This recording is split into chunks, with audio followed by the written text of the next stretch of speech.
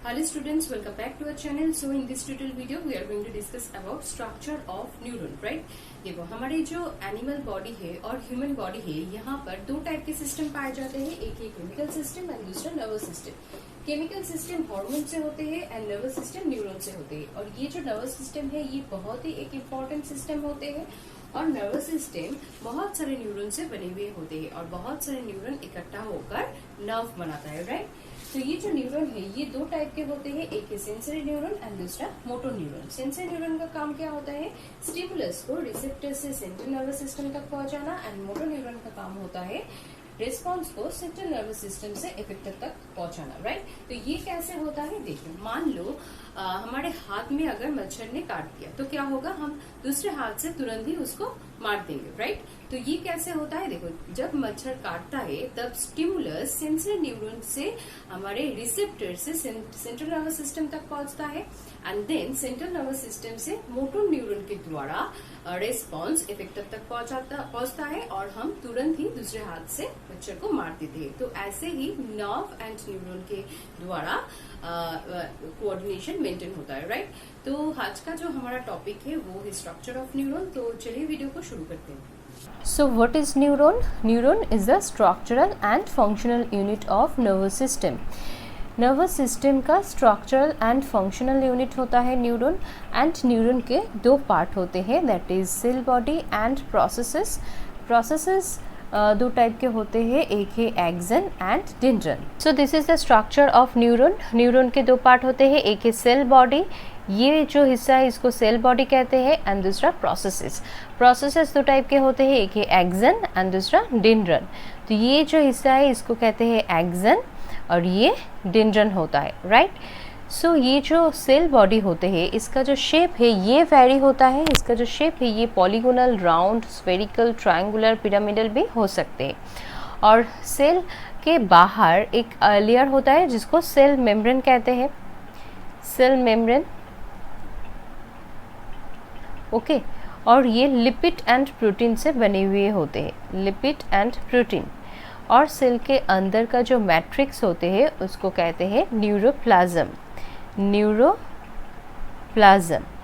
ये जो न्यूरोप्लाज्म है ये semi solid jelly like matrix होते हैं, इसको न्यूरोप्लाज्म कहते हैं। और सेल बॉडी में क्या क्या ऑर्गेनल्स पाए जाते हैं, एक नीजल ग्रैन्यूल, देखो ये नीजल ग्रैन्यूल है, ये थ्रू आउट सेल बॉडी पाए जाते हैं।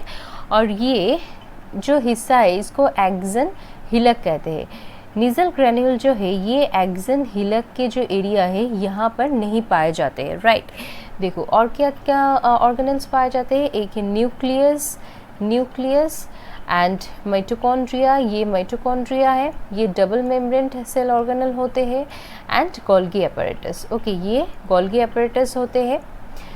और भी बहुत सारे सेल ऑर्गेनल्स पाए जाते हैं जैसे कि राइबोसोम, एंडोप्लाज्मिक रेटिकुलम, पिगमेंट्स भी पाए जाते हैं, ठीक है। सो न्यूरोप्लाज्म में कौन कौन से ऑर्गेनल्स पाए जाते हैं, एक है न्यूक्लियस, देन माइटोकॉन्ड्रिया, दूसरा nasal granule, endoplasmic reticulum, ribosome and Golgi body और गोल्गी एपरेटस, राइट? और सेल बॉडी का फंक्शन क्या क्या होते हैं, देखो फंक्शन क्या क्या होते हैं। फंक्शन जो है सेल बॉडी मेटाबॉलिज्म को कंट्रोल करता है और ये इम्पल्स को ट्रांसमिट कर देता है। ये इम्पल्स रिसीव करते हैं कहाँ से, डेंड्रन से ये इम्पल्स को रिसीव करते हैं एंड थ्रू एक्सन ये इम्पल्स को ट्रांसमिट कर देता है, ओके। सो सेल बॉडी का फंक्शन यही होता है।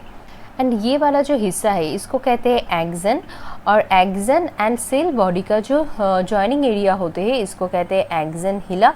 एक्सन हिलक में कोई भी नीजल ग्रैन्यूल्स नहीं पाए जाते हैं। और ये जो एक्सन सिलेंडर होते हैं इसको एक्सन सिलेंडर कहते हैं। एक्सन सिलेंडर में semi solid jelly like substances पाए जाते हैं जिसको कहते हैं एक्सोप्लाज्म, ओके।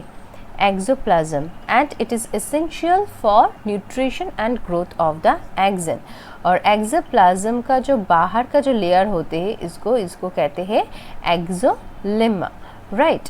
ओके, एक्सन का जो टर्मिनल ब्रांचेस होते हैं, यहाँ पर जो बटन्स पाए जाते हैं इस पर क्या होते हैं, इसको साइनेप्टिक नॉब कहते हैं।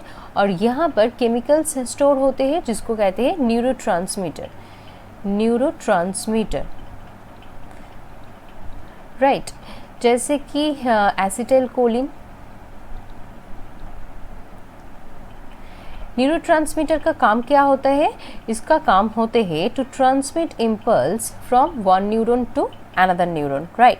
देखो, बहुत सारे एक्सन ऐसे होते हैं जहाँ पर माइलिन शीथ पाए जाते हैं, इसको कहते हैं माइलिन शीथ, राइट।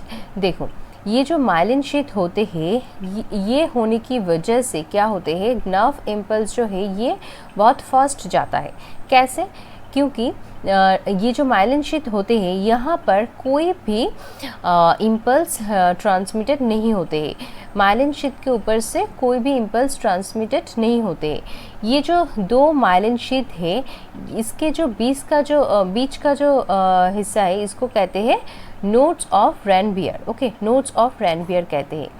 तो ये माइलिन शीथ होने की वजह से इम्पल्स जो है ये ऐसे जंप करके नोड्स ऑफ रैनबियर तक आते हैं, ओके, ऐसे जंप करके नर्व इम्पल्स ट्रांसमिटेड होते हैं।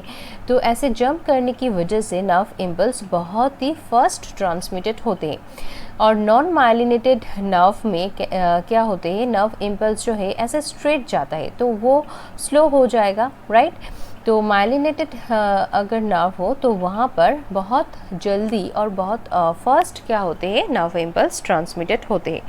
और ये जो बाहर का जो लेयर होते हैं इसको कहते हैं न्यूरल लेमा, ओके। और ये इसको कहते हैं माइलिन शीथ में जो पाए जाते हैं इसको कहते हैं शुआन सेल, राइट।